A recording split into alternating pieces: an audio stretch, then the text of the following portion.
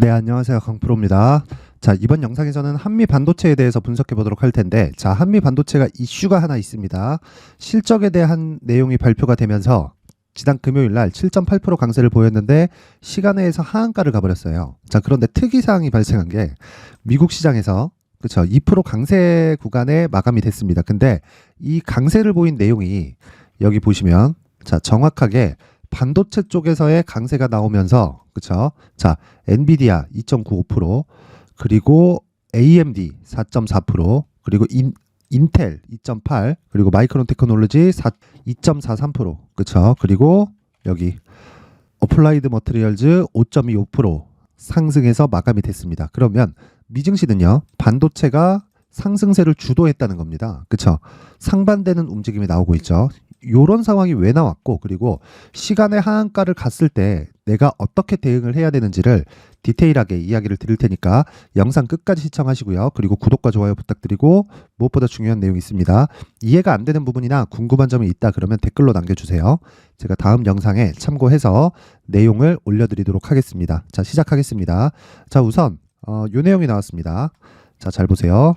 한미반도체 3분기 영업이익 29억, 전년 대비해서 91% 하락. 그리고 자, 연결 재무제표 기준 올해 3분기 매출액 311억 9,900만 원으로 전년 동기 대비 61.2%가 감소했다고 10일 공시했다. 같은 기간 영업이익은 91% 줄어든 29억 300만 원, 그리고 이익은 62.1% 내려간 146억 6,800만 원을 기록했다. 그쵸? 자, 실적이 완전히 박살이 났다는 겁니다. 실적이. 근데 이건 너무 당연해요. 너무 당연합니다. 저는 지금 반도체를 그쵸? 저도 보유하고 있고요. 무엇보다 반도체 종목은 지금 새로운 수요로 인해서 상승이 나오고 있는 거예요. 그러면 기존의 수요는 없어지는 건가요? 반도체는 교체 수요가 있습니다. 그쵸? 한 번 설치하고 끝. 5년, 10년 사용하는 게 아니라 3년 주기로 또는 빠르면 2년 주기로 계속해서 업그레이드를 합니다. 이거에 서버도 그렇고요. 그리고 클라우드도 그렇고 개인용 PC도 당연히 그렇죠. 이 주기가 있어요. 이 주기에 맞춰서 주가가 선반영을 하는 구간이 있고요. 그리고 선반영한 만큼 가격대가 높아지죠. 이 가격대를 해소하는 과정이 있습니다. 물론 이 과정이 3년이라고 봤을 때 실제 실적이 발생하는 시간인 이 3년 동안의 이 교체 수요가 차근차근 들어오는데, 지금 이야기가 나오고 있는 HBM은요. 이게 AI 반도체로 인해서 새로운 수요가 발생한 내용으로 이렇게 상승이 나온 거예요. 자, 이게 10,000원부터 60,000원까지. 자, 그러면 길게 좀 보겠습니다. 애초에 22년도엔 주가가 안 좋았습니다. 요건 가지고 있는 미래 가치보다 훨씬 더 낮게 평가가 받았었던 거고, 첫 번째 신고가를 만들었었던 요 구간 있죠. 20,000원에서 30,000원 정도. 요 구간까지는 프리미엄을 받고 있는 가격이 아니라 낮게 평가받고 있었던 부분을 회복하는 과정에서 발생한 그런 시세라는 거죠. 그래서 제가 항상 이야기를 드리는 거예요. 신고가부터 공략을 해라. 그렇죠? 그런데 자, 요런 상황 있죠. 요런 상황까지는 신고가 이후에 시세의 속도가 빨라져서 발생한 그런 시세가 되는 거고요. 이 구간에서는 그렇죠. 한미 반도체 기준에서는 상대적으로 가격대가 높긴 해요. 다른 종목보다. 그래서 저는 반도체를 하나 마이크론을 집중적으로 매수를 하고 있는 그런 상황인데, 동일하게 실적에 대한 기대감을 가지고 매수를 하고 있는 게 아니라 앞에 좋아질 부분을 반영하면서 주가가 올라가는 걸 기대하고 매수하는 겁니다. 그러면 이미 시세가 반영이 됐잖아요. 올라가서. 그렇죠? 그래서 나쁘게 봐야 되는 게 아니라 이쪽이 대장은 맞다는 겁니다. 단지 이 높아진 만큼의 이 가격 조정, 그리고 이 기간 조정을 어느 정도까지는 받을 수 있다. 근데 손절하거나 만약에 자, 월요일 날 시간외에서 이 하락했기 때문에 월요일 날 시가부터 시작해서 오전장에 약세를 보이는 건 확정 오케이. 근데 매도할 구간은 아니라는 거예요. 왜? 기존의 수요가 돌아오니까. 자, 그러면 실적 관련해서 제가 이야기를 드려볼게요. 한미반도체가 강하게 움직임을 보이기 위한 실적이 좋아지려면 어떤 상황이 발생해야 될까요? 자, 하이닉스 실적이 좋아져야 됩니다. 근데 하이닉스 실적이 왜 이래요? 기존의 반도체 수요가 낮아졌기 때문이에요. 교체기가 뒤로 밀렸어요. 왜? 경기가 안 좋으니까. 그쵸? 그만큼 수요가 떨어진 겁니다. 근데 반도체는 수요를 자체적으로 조절을 해요. 어떻게? 공급을 조절을 해서. 그쵸? 수요 대비해서 공급이 줄면 반도체 가격은 올라갑니다. 그런 상황이 정확하게 우리가 확인해 볼 수 있는 게 자, 요 내용입니다. 반도체 가격이 9월부터는 반등했어요. 그쵸? 이 D램 가격이. 근데 이 D램이라는 건 지금 얘기하는 AI 반도체 있죠? 요건 비메모리예요. 비메모리에 필수적으로 들어가는 반도체라고 보시면 되고, 이건 개인용 PC에도 마찬가지고요. 서버에는 당연하고요. 클라우드에도 마찬가지입니다. 클라우드에는 낸드도 대량으로 들어가죠. 그렇죠? 근데 지금 낸드 가격까지 상승세를 보일 수 있는 그런 요건이 마련되고 있다. 그렇죠? 그런데 지금 실적으로 인해서 조정을 어느 정도까지는 받을 수 있습니다. 근데 이 내용을 내가 고가에서 만약에 보유하고 있다면, 그렇죠? 월요일 날 움직임에 맞춰서 내가 어떤 식으로 매매를 할지를 결정하면 되는 거예요. 그렇죠? 그 내용을 제가 지금부터 말씀드릴 테니까 잘 보세요. 자, 여긴 강프로의 무료 소통방입니다. 그리고 자, 하나마이크론을 저는 금요일 날도 매수를 했습니다. 하나마이크론은 삼성전자 쪽으로 HBM 장비를 납품을 합니다. 한미반도체는 삼성전자에도 납품을 하지만 TC 본딩 장비예요. 하이닉스의 주력으로, 그쵸? TC 본딩 장비를 납품을 하는 기업이에요. HBM 관련해서요. 그걸로 인해서 주가가 6월달, 7월달, 8월달 그리고 최근까지 강세를 보인 거예요. 그러면 한미반도체가 조정을 받을 수 있는 폭은 애초에 이 기본적으로 있다는 거고, 그쵸? 왜? 평가를 조금 많이 받은 부분이 있으니까. 근데 이게 시세가 완전히 망가지거나 에코프로가 넘어지듯이 그렇게 나오는 상황은 절대 안 나옵니다. 절대 안 나와요. 왜? 하이닉스가 버티고 있기 때문이에요. 그래서 대형주의 움직임이 중요한 겁니다. 그리고 무엇보다 한미반도체가 실적이 나오기 위해서는요, 하이닉스의 실적 개선세가 분명히 나와줘야 됩니다. 하이닉스의 실적으로 인해서 뭐가 나와요? 한미반도체의 실적 개선이 이건 그냥 100% 나온다고 보시면 돼요. 근데 하이닉스의 실적이 안 좋으니까 애초에 한미반도체의 실적은 좋아질 수가 없는 구조였다는 거고, 주가는 그걸 알고 반영을 시킨 겁니다. 상승이 나온 거예요. 그런데 자, 고가에서 나오는, 그쵸? 신고가 이후에 발생하는 매물 소화 과정을 단지 딱 거기까지만 기다리면 되는데, 그 내용에 대해서 제가 실시간으로, 그쵸? 계속해서 언급을 합니다. 그러면 한미반도체를 기다릴 때까지 내가 대안을 가지고 마련을 해야 되잖아요. 그게 하나마이크론입니다. 그쵸? 자, 계속해서 제가 여기서 이야기를 드리죠. 쭉 보면 11월 10일, 지난 금요일입니다. 자, 보세요. 11월 10일 하나마이크론 32,300원. 자, 장중 매매 32,500원 이하에 매수하겠다. 오전 9시 10분에 바로 나가죠. 한미반도체를 매수한 게 아니라 하나마이크론을 매수했다는 거예요. 왜? 삼성전자는요, 하이닉스보다 시세가 조금 더딥니다. HBM 관련해서는 원래 그 그래픽 DDR 시장은요, 하이닉스가 조금 좀 장악하고 있는 면이 있었습니다. 그렇죠? 근데 그런 면에서 HBM 쪽으로 강하게 이렇게 이 시장이 형성되다 보니까 삼성전자가 지금 뒤따라서 붙고 있는데, 하이닉스에서 할 수 있는 건 삼성전자에서도 할 수 있습니다. 그렇죠? 그리고 결국에는 경쟁 구도를 만들어가는 게 엔비디아 측에서도 좋을 수밖에 없기 때문에 삼성전자도 들어갈 수밖에 없는 거예요. 자, 그러면 상대적으로 한미반도체보다 하나마이크론이 쌌다는 거고, 그렇죠? 가격대가 왜? 아니, 이렇잖아요. 그쵸? 제가 비교해서 보여드릴게요. 이런 상황이라는 거죠. 한미반도체, 하나마이크론. 그쵸? 비슷하게 움직이지만 상승폭은 굉장히 낮다. 그쵸? 저가 대비해서 보면 하나마이크론은 3배 정도 상승폭이 나왔고요. 한미반도체는 언제 6배 정도 이 상승폭이 나왔습니다. 그렇다 보니까 상대적으로 가격이 비싼 건 맞아요. 그리고 이게 실적을 기대해서 올라간 게 아니라 앞으로 실적을 기대해서 올라간 거고, 지금 실적이 개선되기 위해서는 기존의 반도체 수요가 강하게 돌아서는 상황이 발생해야 돼요. 그러면 지금은 기대감에 의해서, 어떤 기대감? HBM. 이 꿈을 꾸고 있는 기대감이 아니라 실제 AI 반도체에 대한 실적이 어디서 나와요? 엔비디아에서 나오죠.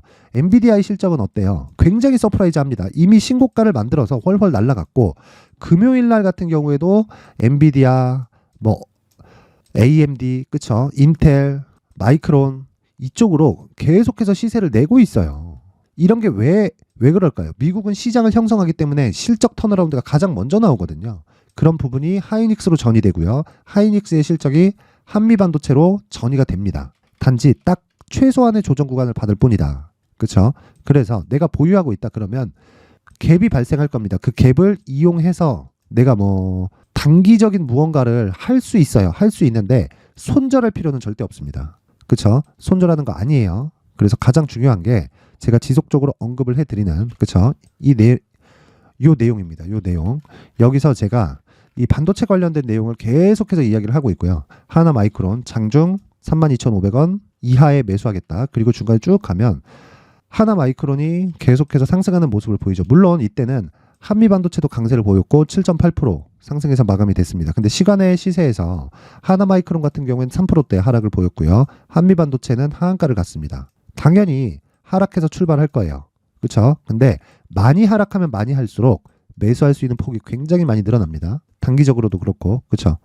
요거 분명히 이해를 하시고 무엇보다 중요한 내용은요. 절대로 망가지는 일은 없다. 망가지는 일은. 망가지려면 하이닉스가 망가져야 되는데 하이닉스는 이미 망가졌어요. 아까 실적 보여드렸죠. 1년째 분기당, 그쵸? 분기당 2조에서 3조 정도의 적자를 계속해서 보고 있습니다. 이 적자가 하이닉스에서 조절이 가능한 적자입니다. 가능한 적자. 적자에 대한 부담이 없다. 그게 아니라 하이닉스에서 조절이 가능한 적자고요. 이미 금리는 5.5%라서 경기에 대한 부분이 시장을 다 녹여냈어요. 그쵸? 이미 여기까지 다 끝난 겁니다. 단지 그쵸? 약간 한 5%, 10% 정도의 조정 구간이 발생을 하고 횡보해야 되는 신고가 이후에 횡보해야 되는 그쵸? 매물 소화해야 되는 그런 구간이 약간 더 늘어나는 그런 상황이 발생하는 거지 매도해서 나간다 그런 상황이 아닌 겁니다. 그리고 이런 과정에서 제가 계속해서 언급을 하고 있는 게 자, 단기 매매를 진행을 하고 있고요. 그리고 단기 매매도 앞서 말씀드렸듯이 신고가 종목만 추려서 계속해서 매매를 진행합니다. 자, 내용 한번 확인해 보면요. 자, DI 동일입니다. DI 동일. 정확하게 11월 10일. 그쵸? 8시 52분. 장 시작 전에 매매가 진행이 되죠. DI 동일 보면 1.14%에 끝납니다. 그쵸? 1.14%에 끝나고 여기 종가 보면 1.14% 나오고요. 시가 보면 마이너스 1.47%에 시작이 되죠. 그쵸? 자, 이렇게 효율을 높일 수 있는 매매를 계속하지만 이런 것까지도 뭘 한다? 신고가 종목만 추려서 매매한다. 신고가 외적인 그쵸? 그런 매매는 절대 하면 안 됩니다. 왜? 주식시장에서 큰 시세가 발생하는 모든 종목 그냥 100%라고 보시면 돼요. 모든 종목은 신고가를 발생하고 나서부터 시작이 됩니다. 이건 그냥 어떤 종목이든 다 동일해요. 종목 사이즈 삼성전자부터 시작해서 저기에 작전주, 세력주, 잡주들까지 모두 다 동일하다고 보시면 됩니다. 그래서 그 구조를 그대로 따와서 봤을 때 우리는 계속해서 효율을 높이는 매매를 해야 되고 DI 동일 같은 경우에 하루에 2.5%에서 한 3% 정도의 수익을 실현시킬 수 있다. 그리고 그 밑에 보면 젠큐릭스. 자, 젠큐릭스는 21%에 그쵸 마감이 됐습니다. 갭이 좀 발생했기 때문에 장중에 그쵸 실제 수익을 낼 수 있는 폭은 한 10% 정도. 근데 이것도 어떻게 나온다? 자, 신고가 그리고 충분한 조정을 거치고 반등을 확인하고요. 그리고 나서 돌파 구간에 매수를 하는 겁니다. 시장에서 발생하는 이 구조 절대 잊지 마세요. 이게 가장 중요한 겁니다. 자, 그래서 한미반도체를 추적하는 과정에서 내가 계좌의 효율을 높이고 싶다. 그쵸? 장중 단타로 인해서 계좌의 효율을 높이고 그리고 한미반도체를 포함한 전 메인을 한미반도체로 잡고 있거든요. 근데 한미반도체 가격이 상대적으로 높다 보니까 하나마이크론 쪽으로 공략을 하고 있는 겁니다. 요거 말고는 중요한 내용이 없어요. 반도체는. 왜? 앞으로 기존 수요가 돌아옵니다. 딱 거기까지만 이해를 하시면 되고 그래서 중요한 게 뭐예요? 실시간으로 제가 계속해서 소통을 하고 이야기를 하고 있다. 그리고 실제 하루에 5%, 10% 이렇게 수익이 나고 있고 이런 부분이 지속됐을 때 주식시장에서 가장 중요한 심리가 안정이 되는 겁니다. 자, 모든 분들이 오셔서 심리 잡고 멘탈 잡으세요. 자, 참여 방법은요. 영상 상단에 있는 전화번호로 참여라고 문자 보내주시면 되고요. 무엇보다 중요한 내용이 있습니다. 단기 매매를 이어가야 내가 심리를 안정시킬 수 있습니다. 그렇죠? 오셔서 심리하고 멘탈 잡으시고요. 한미반도체는 걱정 안 하셔도 되고 기본적으로 한미반도체의 가격 전략은요. 제가 계속해서 말씀드리는데 신고가 이후에 그렇죠? 가격 상승이 나오고 하지만 조정 구간이 있다. 그리고 신고가 이후에 조정 구간이 있다. 신고가 이후에 조정 구간이 있다. 그리고 신고가 이후에 조정 구간이 있다. 높아지면 높아질수록 변동성은 커집니다. 그렇죠? 그 변동성을 잡기 위해서 나는 2주 안에 내가 수익으로 전환시킬 수 있는 가격대를 찾아야 돼요. 그게 하나마이크론의 금요일 가격이었던 거고요. 그리고 한미반도체를 제가 공략하지 않았었던 건 상대적으로 높은 가격대에 있었기 때문이고 이 구간에서 떨어져 준다면 당연히 매수 구간으로 잡습니다. 그 매수 구간으로 잡는 건 다시 말씀드리지만 단기 보유 전략 2주 안에 내가 정리할 수 있는 가격대를 의미를 합니다. 이 내용을 제가 영상에서 이야기를 드리면 너무 긴 내용이 될 수도 있을 것 같아서 제가 이렇게 가격과 단기 보유 전략으로 준비를 해왔고요. 무조건 중요한 건 2주 안에 내가 정리할 수 있는 가격대를 잡는 것. 이렇게 이해를 하시면 됩니다. 요건 제가 상단에 있는 전화번호로 숫자 3이라고 문자를 보내주시는 분들에 한해서만 한미반도체의 가격과 단기 보유 전략을 공유해드리도록 할 테니까 그냥 딱 요 내용 가져가서 똑같이 따라만 하면 되는 겁니다. 그리고 다른 생각하지 마세요. 급락합니다. 이런 상황 없습니다. SK 하이닉스는 이미 적자였기 때문에 한미반도체의 실적은 당연히 안 나오는 게 맞아요. 여기까지만 이해를 하시면 되고 우리는 기술적으로 대응한다. 기준이 되는 건 가격 전략 그리고 2주 안에 정리할 수 있는 단기 보유 전략이 가장 필수 요소가 됩니다. 실시간으로 들어와서 심리를 잡고 싶다 하시는 분들은 참여라고 문자 보내주시면 되고요. 그리고 내가 가격을 잡는 기준치에 대해서 그쵸 내용에 대해서 궁금하다 하시는 분들은 숫자 3이라고 문자 보내주시면 됩니다. 항상 시청해 주셔서 감사드리고요. 무엇보다 중요한 거 있죠? 이해하는 게 중요하고요. 그리고 모든 분들이 성공 투자하셨으면 좋겠습니다.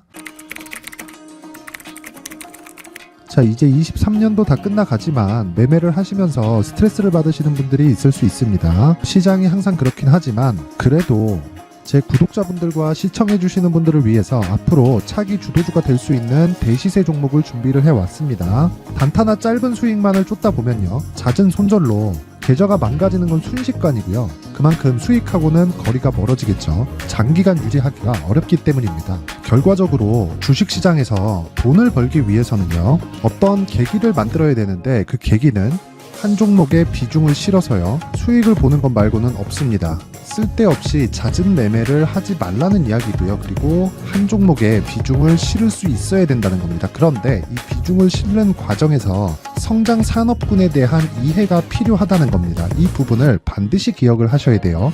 자, 이런 성장 산업에 대한 구조와 제가 앞서 말씀드렸던 신고가 그리고 선반영 구조에 대해서 이해를 했을 때 이런 매매를 할 수 있게 됩니다.